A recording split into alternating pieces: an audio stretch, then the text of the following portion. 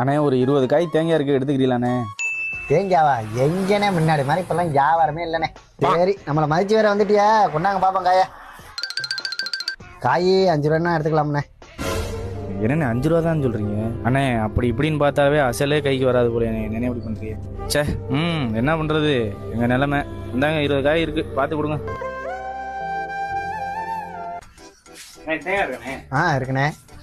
2 தேங்காய் வேணுண்ணே. காய் 30 ரூபாண்ணே. எது 30 ரூபாயா? நீங்களாம் நல்லா இருப்பியா, போங்கடா. பார்த்து 25 ரூபாய் போட்டு கொடுங்கண்ணே.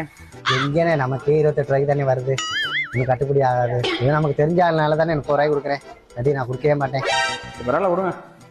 ஆடா பாவீங்களா, பாடுபட்ட எங்களுக்கு பாதி காசு கூட கிடைக்கலையாடா. விவசாய நிலமா மட்டும் இப்படியே போய்க்கிருக்கு.